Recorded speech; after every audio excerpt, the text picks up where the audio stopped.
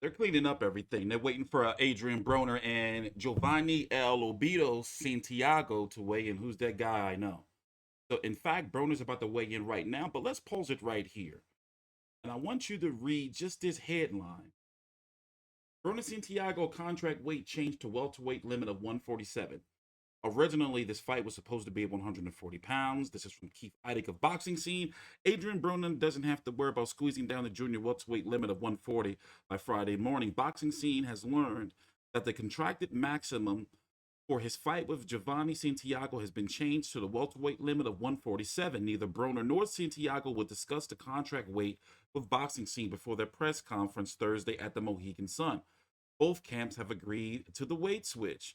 Broner informed Boxing Scene last week that he had to lose over 35 pounds since he began training in late November. Santiago took this 12-round fight on slightly more than 1 month's notice once Broner's original opponent, Mexico's Pedro Campa, tested positive for COVID.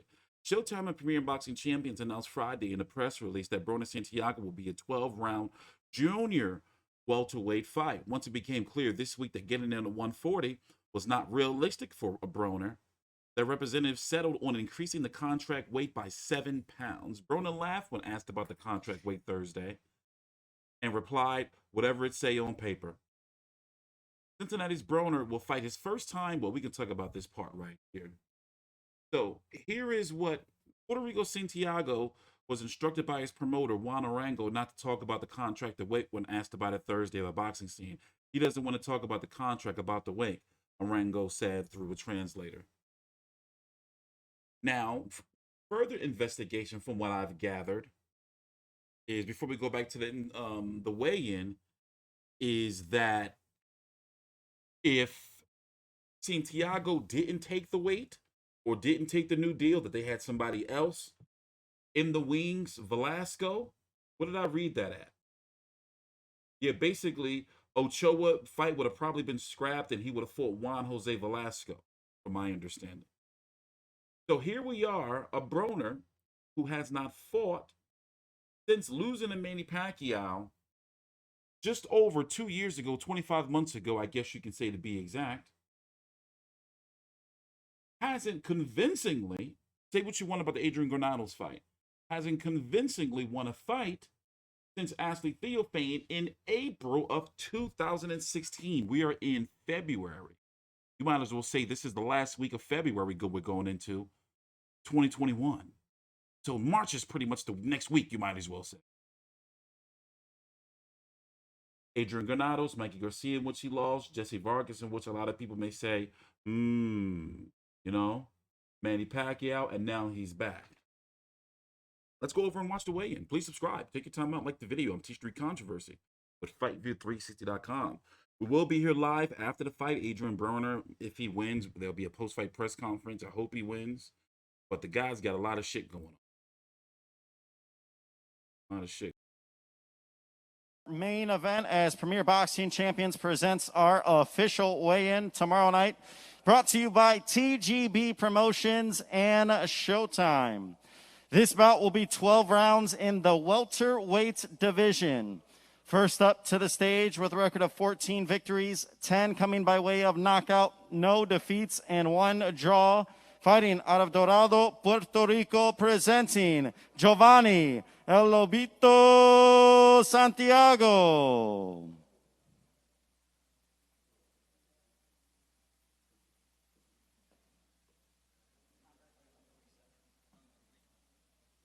Every time Broner says, like, you know, he just can't fuck with 140. It's best for him to stay at 147. I don't know why, with his reputation, why he wouldn't try to, like, make at least a catch weight or something. Like 144 and then work his way down to 140. Bro, I know people got to be tired of this shit with him. 145.2, 145.2 for Jovanie Santiago. And now introducing his opponent with 33 victories, 24 coming by way of knockout, opposite of 4 defeats and 1 draw. Fighting out of Cincinnati, Ohio, the former 4-division world champion, the return of Adrien, the Problem Broner. Also, did you notice, likely because of his legal issues as well, there's been no shoulder content No interviews, no sit down, no all access, no nothing. Nothing. No nothing. My bad, let me go full screen. 146 on the dot. 146 on the dot for Adrien the Problem Broner.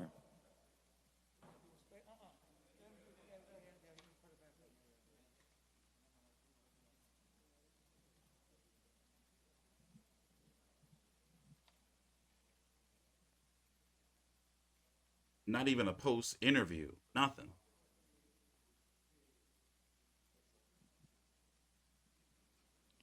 This is our main event tomorrow night, live on Showtime, brought to you by TGB Promotions. This bout will be 12 rounds in the welterweight division. Jovanie Santiago taking on Adrien the Problem Broner. Okay, okay. Man, I mean, the weight he's lost, like, he's been doing a lot of shit. You want to know something? I stumbled across, let me tell you something. Was it last night or the night before? I was looking for Adrien Broner Showtime content, like interviews and things like that outside of Eli Senkback. And what I came across was no weigh-in, no interview. I thought y'all hated me before. Y'all really gonna hate me now. I'm in the big league. This AB right here, you see, this AB's gone. I'm not playing that music. This AB's gone. But this is what I stumbled across. Hold on. My bad. So, this is what I came across the other day. And I was like, what the fuck is this? Like, they released the video. Yeah, you probably need a wagon. Drugs, whatever. This is my You crazy as fuck. I only want one. I ain't gonna give you no. You get. Hey, man, what the fuck is going on, man? You get front row seat. Hey, you the police? 4, 5. Huh? Yep. You police. Ain't nothing on Gave that. you up. Huh? Nah, I got a lot of fight in me, brother. Man, you too little. Come in. You ain't that much bigger than me, bro. You a bitch ass nigga. That Mr. Jones? I'll fuck with you. That's a bitch ass nigga right there. He ain't gonna give me a fry. So, oh, man, I don't want to play this clip. So, did you wonder what AB got booked for? Well, basically, he's out here allegedly Donald Trumping and going and grabbing places that he shouldn't be grabbing, allegedly. So the story is he's walking in the mall somewhere with a friend. Some, attractive females walk by. One of them, allegedly, he, gets grab handy. Damn, I done lost the timestamp. But I'm looking and I'm watching this like, what the fuck? How long has this been out?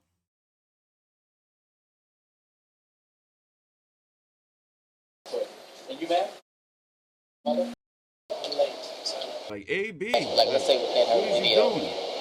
he or she even feeling serious and maybe she's... So anyway, I'm not going to bullshit around with this, but it is something to watch. I haven't got through all of it yet, but let me tell you, it's something to watch. Something to watch. So let's go back to the weigh-in and talk about the card.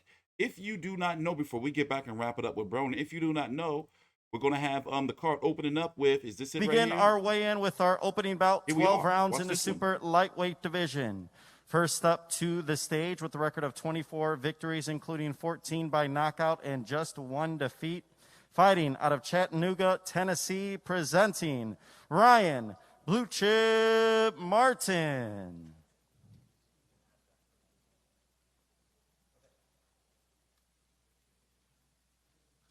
Remember, he had that suspension after the Josh Taylor fight, right? 139.6, 139.6 for Martin. 2 wins And now in 2020. introducing his opponent with a record of 22 victories, 14 by knockout, opposite of 1 defeat and 1 draw. Fighting out of Toledo, Ohio, the former lightweight world champion, Robert Easter Jr.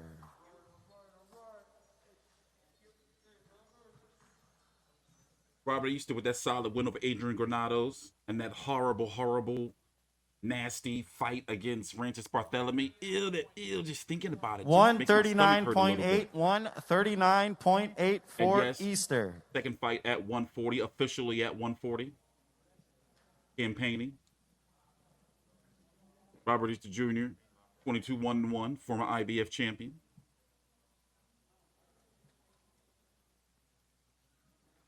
At 135 pounds. Lifted from him by Mikey Garcia. But going into that, with that win... This bout will Richard open up Comey, our telecast tomorrow night live on Showtime at 9 p.m. Eastern Time, 6 p.m. Pacific. Fortuna. 12 rounds in the super lightweight division. Once again, Ryan Blue Chip Martin taking on Robert Easter Jr. Robert Easter got a nice little resume.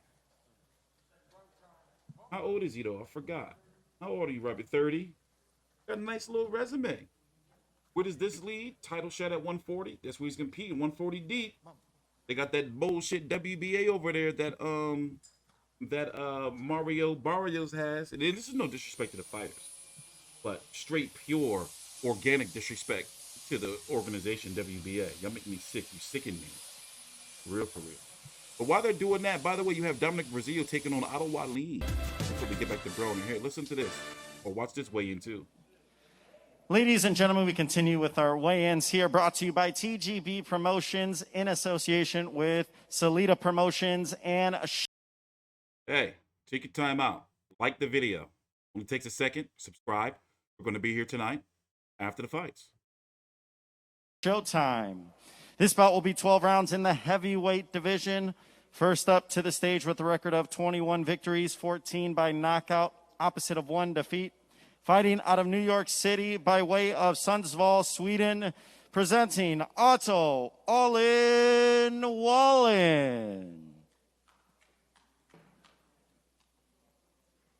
Otto Wallin. Otto Wallin. He gloved him, Tess. He gloved him. 240.4. 240.4 for All-In This man Wallin. almost ended Wilder Fury 2. And now introducing his opponent with There will 20 be no victories, glove game. including 18 coming by way of I wonder if that's a KO. good thing. Opposite of 2 defeats.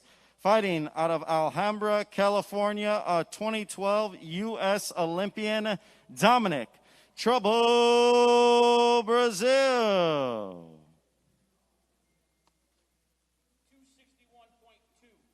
261.2 for Dominic Trouble Breazeale.